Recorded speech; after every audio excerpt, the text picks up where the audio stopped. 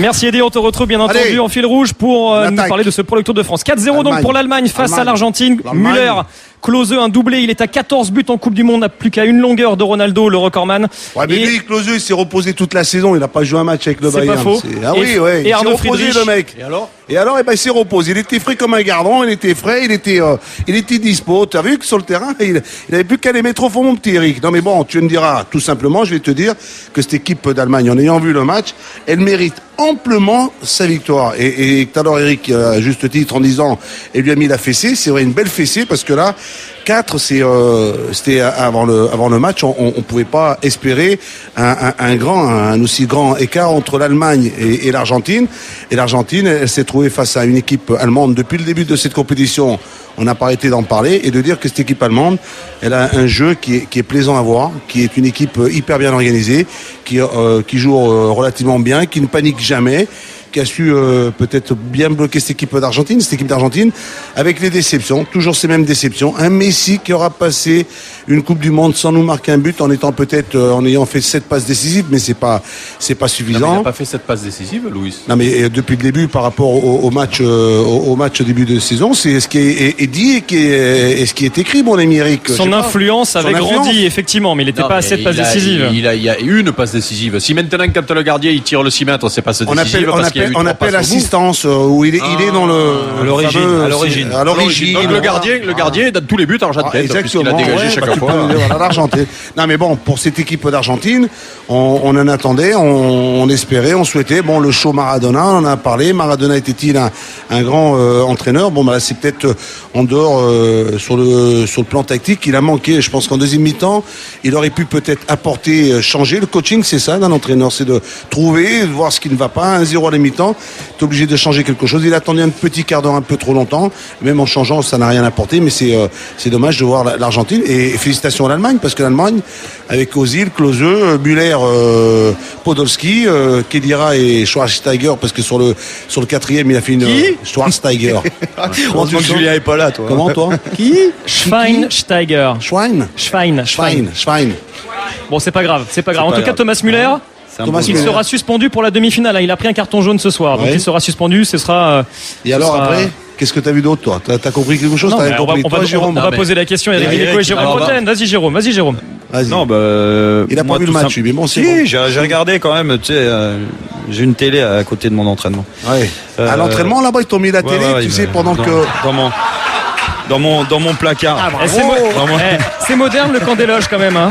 Jérôme Bretagne, c'est moderne le camp des loges. Ça s'est amélioré, mon petit. Bon, arrête, parle du match, on parle pas du camp des loges. Tu parles pas comme ça de mon club, toi. C'est moderne, bien sûr que c'est moderne. On se calme. C'est un grand club, le Paris Saint-Germain, n'oublie pas. Pour te dire que. On a chacun dans nos placards. À l'entraînement, ils ont une petite téléviseur.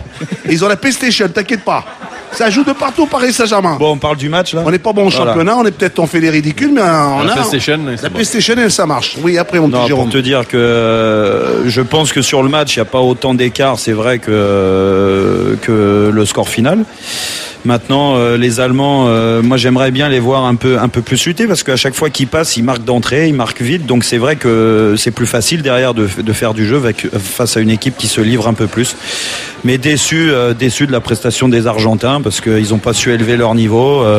On parlait du coaching de Maradona, mais qu'est-ce qu'il peut faire Maradona quand t'as Higuaín, quand t'as Messi, quand t'as Di Maria, et encore Di Maria aujourd'hui a pas été mal. La seule chose que je reproche à Maradona, c'est que bon, dans cette disposition tactique, dans cette équipe, lorsqu'il la monte avec un seul récupérateur, un garçon comme Mascherano qui est seul livré à lui-même dans le milieu de terrain, il est tout seul parce que tu as une équipe qui attaque suffisamment beaucoup, qui ne font pas les efforts, je sais pas ce qu'il en pense Eric, pour se replacer, pour travailler, pour avoir un équilibre. Tu sais, quand tu vois les Allemands, ils attaquent avec ces 4 joueurs plus les 2 qui accompagnent, mais à la perte du ballon, il y a un replacement qui se fait automatiquement. Tout le monde se met à travailler sur le terrain, et tout le monde essaie de récupérer et ensuite d'attaquer. Et après, pour défendre, ils défendent bien, ils attaquent en bloc. Et moi, c'est ce que les Allemands ont bien fait durant le début et que les Argentins n'ont pas su faire. C'est tout. Bon, pour parler de ces Argentins, moi la première chose, on en avait parlé, Louis, c'est cette défense faite de 4 joueurs qui jouent plus dans l'axe général. Ouais, voilà. Donc quand tu as une équipe comme l'Allemagne qui joue très écartée, ça pose un problème. Tu as qu'à voir sur les 4 buts, il y en a 3 sur des débordements, des centres en retrait, et puis il y a personne. Donc ça c'est la première leçon. Ensuite, on en avait parlé, je crois que c'est ce matin dans les paris RMC où je t'ai dit. Omar Da Fonseca nous avait dit c'est une équipe qui est coupée en deux. Et le problème quand tu es coupé en deux, c'est que tu es à la merci du milieu de terrain adverse. Et là il y a des bons footballeurs. On a vu Schweinsteiger se balader aujourd'hui. C'est pas le hasard. Comment il s'appelle? Schweinsteiger. Ouais. C'est pas terrible non plus, pardon. Non, mais tu peux y aller. Schweini. On peut les énoncer, on peut les prononcer. On comprend, c'est principal. Je me suis moqué, je savais pas mieux le dire que toi.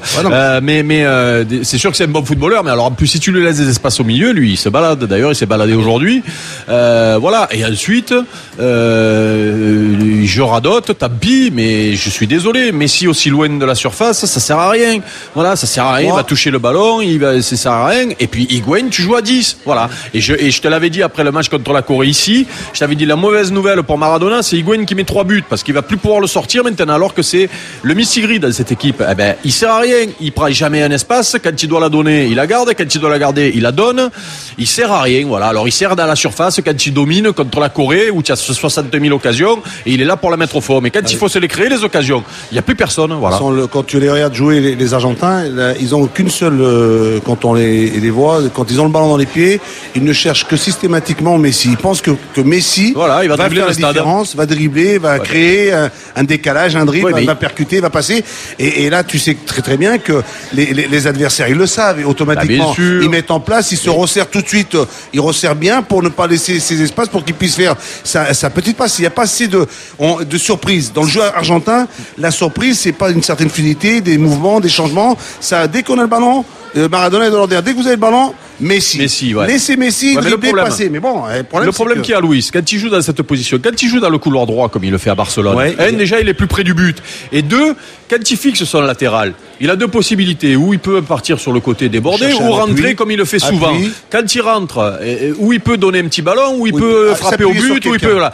Tandis que quand il part à 50 mètres du but, comme ça, mais les mecs, les milieux adverses, ils se baladent parce qu'ils savent très bien qu'il va chercher à éliminer. Et le premier fait en sorte de se faire éliminer, et derrière tu as toujours l'autre qui vient chipper le ballon, ce qu'il a fait Schweinsteiger tout le match. Il est allé chercher les ballons sur le premier dribble. Messi, lorsqu'il est à 50 mètres des buts pour l'adversaire, c'est la meilleure des choses qui peuvent leur arriver, que lorsqu'il est à 20 mètres des buts, il est censé être dangereux. Et les Argentins n'ont pas su remonter le ballon, n'ont pas su ressortir, les latéraux, ce ne sont pas de véritables latéraux. Le milieu de terrain, Mascherano, livré à lui tout seul. C'est là où à la mi-temps il doit changer quelque chose. Il doit apporter 2 ou 3. Hier, on a vu. Hier, tu vois tout de suite avec les Uruguayens ou avec les Ghanéens, il y a tout de suite discussion tactique, ça réagit. Tu oublies de réagir. Par contre, par rapport au football allemand, moi, il y a une époque, le football allemand, c'était pas un football qui était assez lisible, assez spectaculaire. Le football allemand a toujours eu ils ont quand même été 3 fois champions du monde. C'est quand même une nation du football. J'écoutais un peu les commentaires.